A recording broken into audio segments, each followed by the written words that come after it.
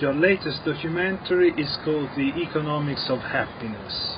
One big misunderstanding towards ideas such as degrowth is that you have to lose something if you change your lifestyle. So I think we should emphasize the concept of happiness. What we can gain if we change our attitude. There is so much to gain. But I think first of all we have to understand that the current growth path, the current economic system, is creating so many problems that there is just no doubt in my mind that we need to turn away from the dominant path of growth. The global economy is responsible for massive increases in pollution, including causing global warming, for mass unemployment, financial insecurity, breakdown of community, breakdown of a positive sense of identity, of self-respect. So what we stand to gain by reversing that direction and by rebuilding the community fabric, our connections to one another, human scale organizations and structures can help us regain our humanity, our deepest sense of who we really are, how we evolved for most of our time on this earth. It can also help us reconnect to the rest of life, to feel a sense of connection and communality with the rest of creation. My experience in different cultures is that people who feel those connections between people and between people and nature. It seems almost heretical to juxtapose these two words, economics and happiness. Economics is a strict system of numbers, and happiness is something transcendental, completely different. So the question is, how can we relate in a positive way to this icy logic of economics? Well, you see, what we mean by the economics of happiness is economic systems where human culture and ecological realities shape commercial transactions. It's a question of realizing that we today have allowed commercial structures, businesses, to become so big and so powerful that a set of global corporations and banks are shaping culture, shaping politics, and threatening Gaia herself. The entire Earth is threatened by an economic system that has allowed commercial values and numbers, the icy logic of numbers, as you say, to completely dominate and transform our lives. So the economics of happiness is about keeping those commercial structures, activities, and businesses and banks at a scale where you can see their impact on society and the environment. Part of doing that means recognizing that we have to urgently shift away from how we measure economic growth, how we measure progress. If economic structures were of a more human scale and people were allowed to see the impact of their commercial activities on themselves, on their neighbors, on culture, and on the environment, we could never have the madness that we have today. You developed a big part of your researches in the region of Ladakh, the north of India. You describe the traditional way of life in your documentaries and in your books. But a lot of people could say, well, Ladakh is a different word from us, different culture, different traditions. So what we can learn from their tradition, their experience, in terms of actions of everyday life? Very good question. The whole point that I'm trying to make about Ladakh is that it gave me an opportunity to observe a society, a whole way of life that had evolved over many hundreds, thousands of years in a human population having a dialogue with the natural environment, with the climate, with the resources. And there had always been change, but this was a culture that had not been subjected to either forceful change like colonialism or slavery, nor had it been invaded by the modern consumer culture that now has a global reach and that actually imposes images of a consumer identity and affects young children. This had not happened in Ladakh. It was closed off from the outside world and suddenly thrown open. I was there, I spoke the language fluently, and I could witness step by step the impact of this same economic system that is having an effect right now in Italy, in America, in China, in Sweden, my native country. So it was a rare opportunity of an area that had been isolated and closed off from this economic system. So really, the lessons from Ladakh, more than anything, have to do with a clarity about how this economic system affects human beings, how it affects the natural world, how it shapes politics. That's the most important lesson. And that helps us to see a way forward, because what becomes so clear is that it's because of an economic system that we have unemployment, for instance. Unemployment never existed before this modern economy. Never.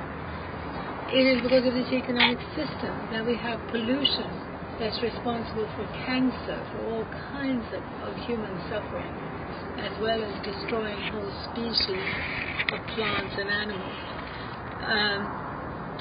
And what Ladakh showed so clearly was that this economic system creates profound unhappiness, terrifying competition and individualism, a type of competition that becomes ingrained in our souls, that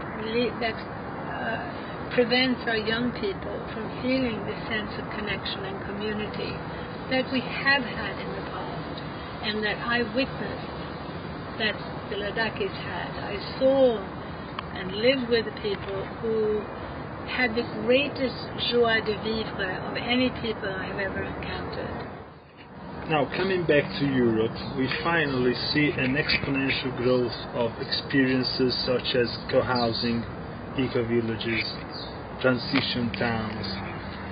What do you think about this parallel world developing on the other side of the final victory of capitalism?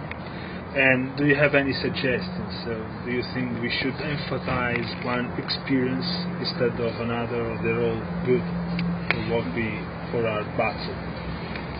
I think that it's, for me, incredibly hopeful that wherever I go in the world, and I've ended up working very internationally, I see that there are people at the local level, usually on a very small scale, trying to rebuild those fundamental connections, the human connections that are what we call community, interdependence, and to work with the natural world, not to battle it, not to see it as something completely separate from us, but to realize our interdependence with the rest of life and to work with it in a way that inspires health and real sustainability.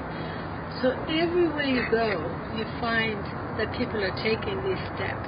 Now for me, number one, that gives me the conviction that our problem is not human nature. It is not that we naturally are competitive, aggressive, and strive for ever bigger and greater conquering of nature and of other people. No. It's very clear for me that what we have is a system, an economic system that it's been a marriage between science, technology, and money that has created a structure, and that this has become almost like a machine that is pushing in the direction of a type of growth that actually means death. I mean, it's a growth that is destroying the natural world, and as I said, destroying our own health. So I think these initiatives are far more numerous than we think. They're not just tiny little alternatives, because once you recognize how many of these small things are happening, it starts becoming something very big. And I see them growing. I see at the same time government blindly pushing in a direction that is coming from the needs of big banks and big corporations. And it's coming because of an idea of a free market, an idea of growth. But actually, what that huge pressure represents is fewer and fewer people. So in terms of numbers of people, it is clear to me that the majority want something else, and that these initiatives are springing up everywhere. Now, whether it's co-housing, transition towns, or millions of other initiatives, I do think it's very important that we analyze what are the key structures and principles we're looking for. And that's where I call the great transition localization instead of globalization. It can sound a bit simplistic, but localizing becomes a very, very important structural path. It's about shortening the distances between production and consumption. It's about building stronger, more vibrant, more diversified local economies as a priority. This is not because we care more about the economy than anything else. It's because this is the path to healing environments that have been rampaged by monoculture. We need diversity. Diversity is life. And local economies are linked to revitalizing diversity on the land. Now let's move to Italy, where we are now. Recently, Professor Noam Chomsky, in an interview, declared that Italy is not a democracy anymore. He was talking about this country since Monti's government in 2011. Actually, this is the third government not elected by people, so I think he's right. How do you see the situation in Italy from the outside, and what about Grillo's five-star movement, an association of citizens apparently interested in ecologism and degrowth theories? What is your opinion about it? Yeah, from what I know of Italy, the leaders, the mainstream leaders, have followed the path that's now, unfortunately, what virtually every government in the world is pursuing. It's at different levels, some more corrupt, some less corrupt, but still the structural path, whether from left or right, has been to support global trade and deregulating finance and trade as the way forward, in the name of the so-called free market. But what actually has been created is monopolies. I think that from what I can see, from my limited experience in Italy, I think that what Grillo has succeeded in doing is extremely important. There is a lot of criticism about him as a person, about this. I hear often that he's too dictatorial, and that he's taken, too much leadership. This may be true, but I really think it's important that people step back and look around what's happening in the rest of the world.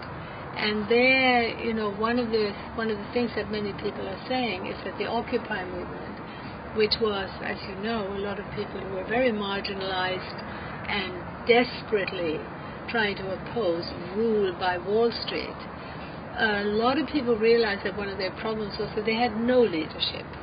Now, maybe here in Italy you have an excessively strong leader, maybe, but I think in the light of what's happening in the rest of the world, it's extremely important what's happening here. And I think that it's, of course, always important to try to improve whatever is there. But by and large, I definitely see this as a hopeful example and a very, very important example. I also have met many of the participants in the Five-Star Movement, and I've been very impressed with many of them, with a large number of young, strong, intelligent people. So that also has influenced me in feeling that I would like to support the Five-Star Movement. I've got one final technical question. Can you describe us the actual danger of the so-called Transatlantic Trade and Investment Partnership? This is yet another treaty, as I was describing earlier. It's a series of trade treaties that have given banks and corporations more and more power over our so-called democracies, over the natural world, over society. Now, the latest treaties, like this one, are really beginning to show what's happening, because these treaties have provisions that allow corporations and banks to sue governments if they do anything to inhibit the investments, the profits from foreign investment. So if a government decides to protect its environment or to protect its labor force, they can be sued by foreign businesses for not allowing them to gain as much profit as possible. This is an utter total insanity. I don't believe that really any political representative, if they fully understood the consequences of these treaties, that they would go along with it. But these treaties are the main reason we have the problems we have now, the unemployment, the pollution, the instability. So this is not the only treaty. We have a TPP, which is a Trans-Pacific Partnership. And that is, again, just taking the power of banks and corporations onto another level of truly becoming dictators of the world. The for-profit institutions, many of them we don't even know their names, are really running the world with these treaties. So it's incredibly important that we raise awareness and try to build up a movement against them. Thanks, Helena. Yeah, thank you very much.